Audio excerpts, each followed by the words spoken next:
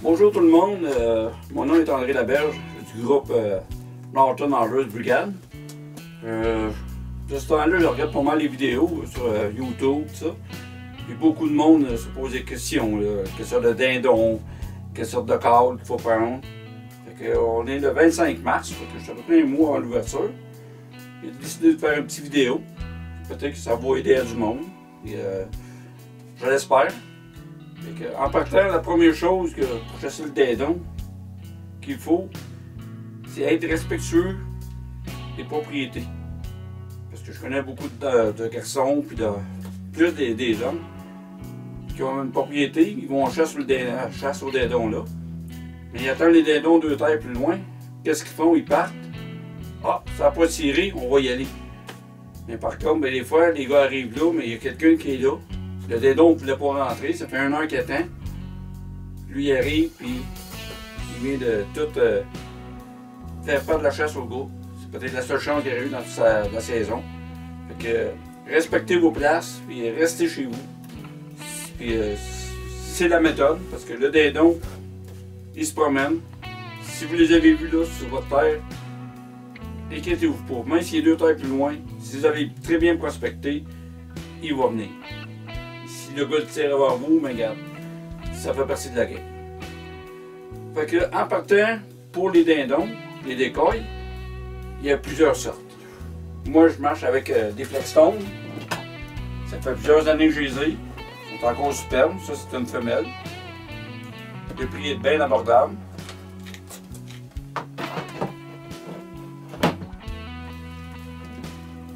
J'ai mon mâle, un Jake. Pareil comme un nœud. Écoutez bien, ça doit faire une dizaine d'années que je les ai. Qu'est-ce que je fais à tous les ans, en ma ouverture? Je prends de l'eau chaude avec un peu de savon vaisselle. Je les lave toutes. Les fais chasser. Ils sont super. Et je vous dis, ils marchent très très bien. Après ça, on tombe dans une gamme un peu plus haute. C'est le Avienix. Ça, c'est la femelle couchée qu'on appelle. Indispensable au dindon. Ça, c'est sûr, certain. Que je j'aurais le choix, c'est ça avec une poule de bout. C'est elle qui fait tout rentrer les dindons. Elle est un peu plus chère. Il y en a d'autres catégories pas mal plus chères aussi. C'est ça. Quand tu es rendu à 125$, 150$ de dindon, ça commence à faire cher pour le sport. Après ça, qu'est-ce qu'il y a d'autre? Les câbles. Ça, c'est. Il y en a pour tout le monde, tous les goûts, toutes les marques. Moi, les diaphragmes, en partant, moi, je suis pas capable avec les diaphragmes. J'ai essayé autant comme autant. Après que ça, vous n'êtes pas ça, vous n'êtes pas capable. Mais ça marche très bien. La personne qui vient à bout de s'adapter avec ça, c'est la chose que je pense que je recommande le plus, c'est ça, le diaphragme. Parce que les sons, c'est débile. Tu as les 2 mains libres. Fait que tu peux caler, tu peux tirer. La personne qui filme peut caler, filmer. C'est la chose. Après ça, moi je marche avec des ardoises. Comme vous voyez, ils sont dans des petits sacs de plastique, dans des petits ziplocs. Que s'ils mouillent, n'importe quoi, mon ardoise est au sec. J'ai juste à la sortir. Il n'y a pas de problème. Moi je marche avec la compagnie Recall Design. J'ai essayé plusieurs sortes, mais c'est ceux-là que moi j'aime le plus. Ça, c'est une ardoise ordinaire. Après ça, il y a la fameuse ardoise Copper, que ça, c'est ma préférée. Elle porte les sons loin, je vais vous montrer tantôt. Là, je sais qu'elle a sorti une nouvelle, là, je l'attends après. Là. Ça, c'est ça, mais c'est comme vous dites. Vous pouvez aller dans toutes les autres marques, il y en a une panoplie, ça dépend de vos budgets.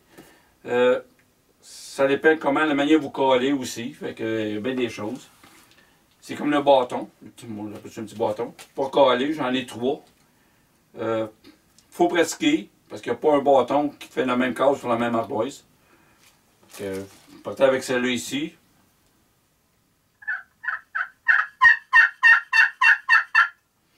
Mais un ardoise, les sons changent. Si vous faites dans le bord du cercle, vous avez entendu le son.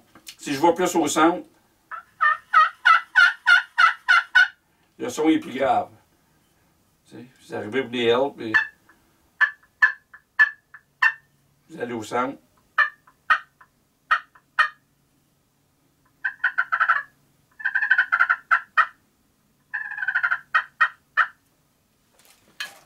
Là, c'est avec celle-là. Si je vais avec celle de Copper, que j'aime bien, elle, les sons sont vraiment différents. Vous allez voir, là.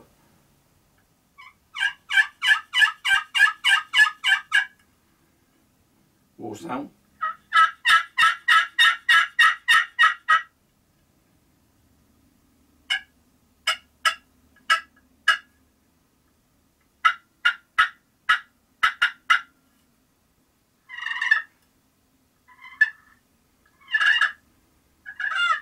C'est beaucoup de pratique. Moi, ça fait des années, puis même j'ai encore de la misère des fois.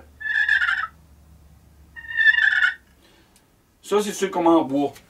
J'en ai un autre en plastique, comme en fibre de verre, là. Le son encore, ça change encore. Vous allez voir.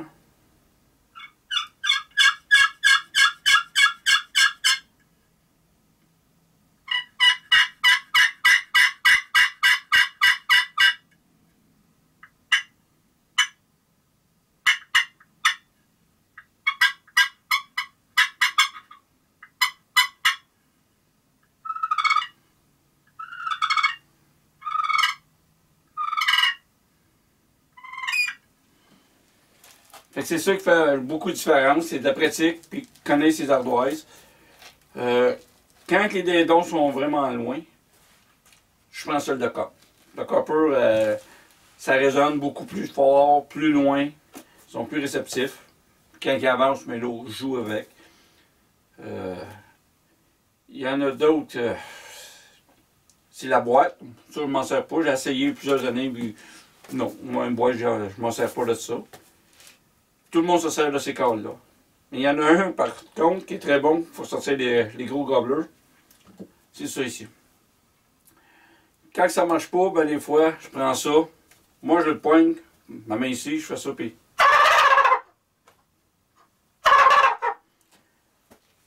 Quand ils se mettent à répondre avec ça, quand c'est au party, ça va sortir.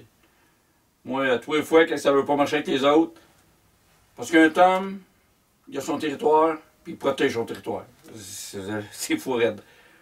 Parce qu'au début de la saison, à l'ouverture, je mets mon petit tom, ouais, mon Jake, avec mes poules. Beaucoup de Jake round, des fois un petit tom va rentrer.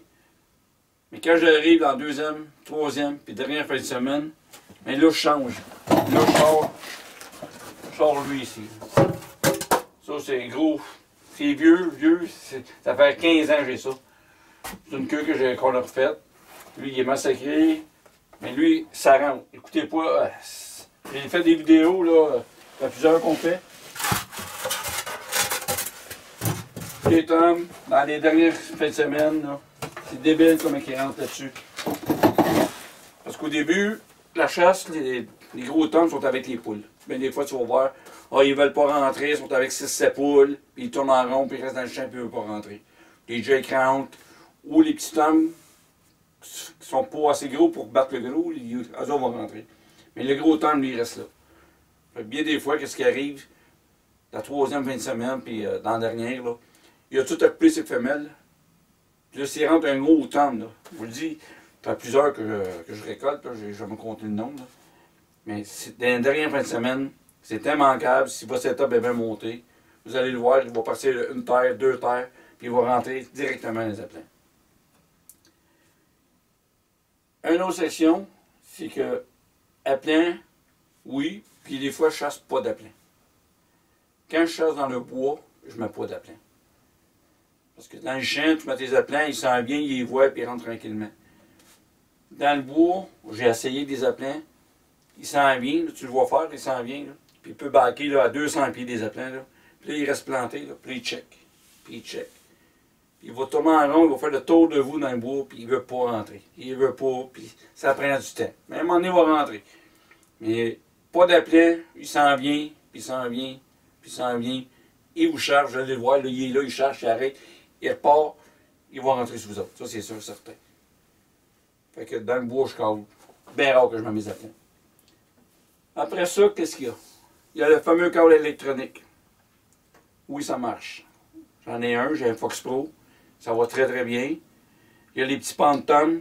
Ça va très très bien. J'en ai tué avec ça. Et quasiment partout, puis à des prix très abordables.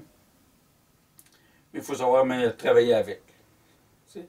Si, admettons, vous êtes dans le bord d'un champ, puis là, le temps vous répond, puis s'il est dans le bois, puis il ne veut pas sortir, il c'est tout le temps 150, 200 pieds dans le bois, puis il longe, puis il ne veut pas sortir. Avec le câble électronique, c'est ça qui est le fun. Vous laissez votre câble électronique où ce qui est. Vous pouvez vous tasser. Un coup que le dindon s'est tassé, vous pouvez rentrer dans le bois, et 125 pieds.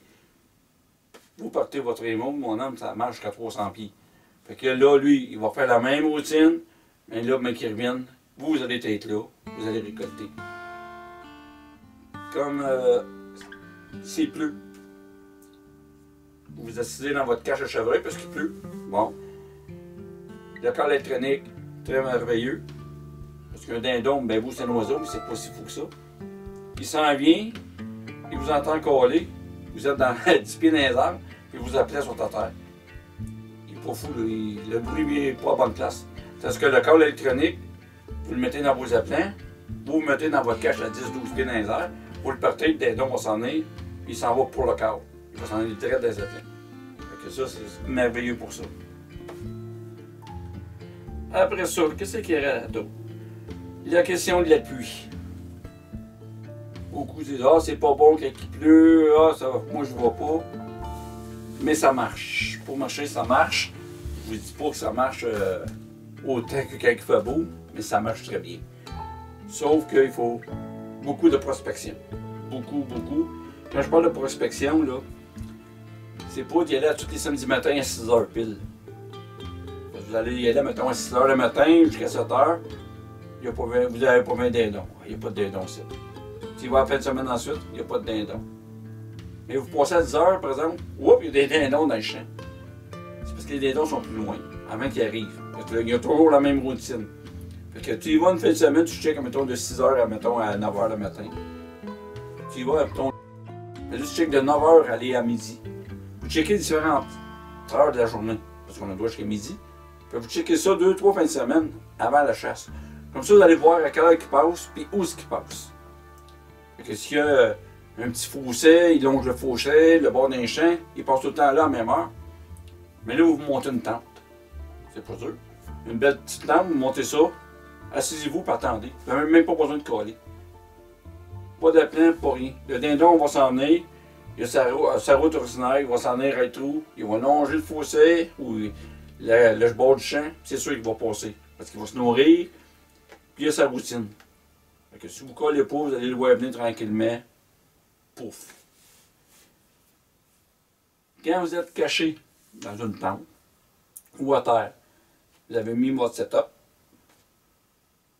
puis là vous collez, puis ça répond. 2 terres à côté, puis ça répond, puis ça répond. Ou même sur votre terre, ça répond, puis il ne veut pas sortir, puis il ne veut pas sortir. Ça fait 1 heure. Là vous dites, ah, je pars après. C'est l'erreur à ne pas faire, c'est pas de partir après. Si vous partez, ramassez tous vos appelants que dans le champ. Parce que ça m'est arrivé, ça arrivé à mes amis, puis il y a beaucoup de monde. Ils partent pour aller voir le dindon qu'il y a là. Qu'est-ce qu'on sait? Le dindon, là, vous ne collez plus rien. Oups, il y a de quoi de pas normal. Il va partir, il va faire le tour, puis il va venir voir pourquoi vous ne collez plus. Puis là, il va voir les appelants, puis là, qu'est-ce que tu reviens? Mais le dindon, il est dans les appelants. Puis on s'est fait avoir beaucoup de fois. Fait que ramassez vos appelants, mettez-les dans la tente. Si vous revenez, assisez-vous, replacez vos appelants. Parce que c'est immanquable, ça arrive je ne sais pas combien de fois. Une autre chose, il y a beaucoup de choses pour le dindon, là, que ça fait 20 ans que je le fais. Moi, j'ai mes tentes, je monte 2 tentes tous les ans, au cas où il pleuve. Ou si j'amène quelqu'un qui n'est pas habitué, qui bouge beaucoup, ou un enfant de même. Fait que dans le temps, au moins, il peut s'épauler, tout ça, puis le dindon le verra pas. Moi, quand je chasse tout seul, c'est ça ici que j'ai acheté. Ça, c'est un poncho. Ça fait des années que je chasse avec ça. C'est super. Parce que le dindon, qu'est-ce qu'il voit le plus? C'est la silhouette humaine. Comme le chevreuil, le coyote, une silhouette. tu te tires un bras, on fait la même, c'est parti. Tandis que ça fait une boule de feuilles. Il n'y a pas de trouble avec ça. Fait que tu bouges presque pas, il ne voit pas de main, de bras, il ne voit rien. Je vous dis, ça passe à 10 pieds de moi. Si vous ne voulez pas, vous le mettez sur le dos, mais il y a des attaches. La grandeur que ça a, vous pouvez faire un grand mur en avant de vous, et vous êtes caché pareil. Ça ne pèse rien, ça vaut à peu près 100 $. C'est un très beau gadget. Très beau gadget. Moi, c'est une des premières choses que j'irais me chercher. Ça. Après ça, un bon siège. Ça, c'est surtout quand on chasse à terre. Tu sais qu'on n'a pas de tente, rien. Que toi, tu es bien assis. J'ai des sangles, chaque côté, pour tenir mon dos. Fait que tu es assis, même s'il n'y a pas d'arbre, rien, mais au moins tu n'es pas. Tu peux rester assis longtemps. Très bonne chose. Sinon, ben, c'est un sac, pas un sac, mais une veste pour le dindon. Fait qu'une veste pour le dindon, mais il y a le coussin est prêt, il y a tout. Mais c'est ça, ça dépend du le budget que vous avez. Puis le Pepsi, nécessairement, il faut qu'il y ait une dans le sac. Après, on parle des calibres. Les calibres, écoutez bien, moi je chasse avec un 10. J'ai toujours chassé avec mon 10. C'est un très gros calibre. Puis j'ai un de mes grands chums, lui, il fait 20 ans, comme moi. On a suivi le même cours les premières années, je pense que c'était en tout cas, ça fait 20 ans. Je pense que c'est en 2005 qu'on avait suivi le cours. Lui, il chasse avec un petit 20. Il y a, je sais pas combien de dindons de récolter, juste avec son 20. Il met ses appelants en dedans de 20 verges. Puis, tu sais, ses dindons en dedans de 20 verges. À tous les ans, il récolte ses dindons. Puis, des beaux dindons, il y a jusqu'à 24 livres ou 25 livres. Fait que ça reste le choix de personnes. Tu sais, comme moi, mon 10, c'est bien pesant. Fait que pour un jeune ou une femme, c'est pas conseillé. D'un 12. Que ce soit un 2 pouces au quart, un 3 pouces, un 3 pouces et demi, ça ne fait pas de différence. Ça. C'est la cartouche. Moi, celle que je conseille pas mal au monde, c'est la Winchester, la Long Bear. C'est elle qui fait le plus beau grouping. On a fait des plus belles shots avec. J'ai un 12. Puis on a déjà fait des patronages. C'est la meilleure que j'ai vue. On a essayé de la Ken, on a essayé de la Blanca, on a essayé à peu près 10 sortes de balles. Puis c'est elle qui est la meilleure. Qu'on a vue en général. Mais il y a du monde qui ont d'autres choses. Comme moi, mon 10, c'est le Grand Slam. J'ai une de mes amies de filles, elle a la chasse, puis c'est des dindons, c'est tout le temps ça, à peu près 40-45 verges. Pouf, une shot, ça tombe à terre. Mais elle, tire pas, elle a fait la Winchester. Je sais pas quoi que c'est, mais ça ramasse. Fait que les 3 pouces et demi, c'est pareil. C'est le gars qui a un 3 pouces et demi pour aller à la loutarde. Si tu changes ton choke, les chokes font une grosse différence. C'est beaucoup de pratique. Tu fais des patrons. Puis vous y allez avec ce qui vous êtes le mieux. Si vous avez un 12, ça fait 20 ans que vous allez à la chasse avec, puis vous êtes habitué. Puis si c'est un 2 pouces 3 quarts, ça fait le job. Là. Donc, au lieu de tirer votre dindon à 50 verges, bien, vous attendez qu'il rentre à 25 verges. C'est ça qui est l'astuce. Tu sais, c'est comme une carabine à l'orignal. C'est une carabine tirée à 200 verges, puis l'orignal est à 1200 verges. Si tu sais dessus, tu cours les chances de le blesser, puis de ne pas le trouver. Fait que le dindon, c'est la même chose. Laissez-le rentrer. S'il sent bien, il va rentrer. C'est de la patience. S'il ne veut pas rentrer aujourd'hui, tant qu'à tirer dessus, puis qu'il est ramassé avec des plumes, puis il va mourir pareil. Vous allez le trouver dans le bois, les coyotes vont le ramasser. Vous êtes mieux de le laisser passer, puis attendre le lendemain. Puis, le choix du dindon, nous autres, ça fait des années qu'on ne tire pas des jakes. L'année passée, tiré des. Ben, pas l'année passée, l'année d'avant, j'en ai un ami avec moi, puis le matin de l'ouverture, on avait 14 jakes dans les appelants. Lui, il était fou. C'est la première fois qu'il allait au dindon, il ne croyait pas ça. Il se garde là. Ça a rentré, il y avait 14 dindons, on les a tous laissés passer. C'est pas ça qu'on voulait. On a récolté nos tombes. Pourquoi? Les jakes, on les laisse pousser. Ça fait plus de jakes, plus on va avoir des tombes dans les autres années. Un tombe, c'est plus gros. C'est plus le fun. Surtout nous autres, on a un petit tournoi, fait qu'on s'amuse. Mais la personne qui n'a jamais été au dindon, la première année, il fait plusieurs que je guide, ça fait la main. Si vous tirer un dindon, un tome le premier matin, d'accord. Mais si vous tirez un Jake, c'est la même chose. Ça vaut le choix de la personne. Tirer 2 dindons le même matin, c'est rare qu'on le fait, mais ça arrive, comme l'année passée. J'ai tiré mon premier dindon à 6h30 à peu près, autour de ça. J'ai ramassé tout mon stock, j'ai été voir sur un autre terre pour le lendemain. J'ai emmené juste la caméra, puis mon câble, puis mon fusil. J'ai arrivé dans le bois, ça a pris 10 minutes. J'ai lâché 3 câbles, il était à 200 pieds de moi dans le bois. Il m'a répondu, il s'est venu, j'ai même pas le temps de me placer. La cache à chevreuil, j'ai ouvert la porte, j'ai rentré dans la cache pour me faire voir. Ça a pris 10 minutes. Ça, c'est des chasses trop faciles. J'ai déjà vu 5 heures avant de tuer un dindon. Il avait commencé à 5h30 le matin, je l'ai vu descendre de son arbre. Il passait, il y avait trop de branches, où il était avec des checks, je ne l'ai pas tiré dans le tas. Ça a pris 5 heures avant que je vienne à bout de le récolter. C'était un beau dindon, 22 livres, c'était un beau temps. Et par contre, c'est ça. Si vous tirez d'un Jake, quand il y en a 5-6, ben, si vous ne faites pas attention, ben, vous risquez d'en blesser 2-3. C'est ça qui est de valeur, parce que le dindon, il n'y en a pas beaucoup. Et tout le monde dit ah, il y en a, il y en a. Non, le dindon a beaucoup diminué dans la région, nous on est dans le sud. Ça, puis à cause de quoi, je ne sais pas. Peut-être à cause des permis doubles, peut-être un peu plus de braconnage qui se fait avec les gars. C'est les dindons, ils vont pas les enregistrer, puis ils continuent à chasser. Mais ça baisse. On verra plus tard. Nous autres années, on va voir comment ça va être. C'est à peu près tout qu'il y a sur le dindon.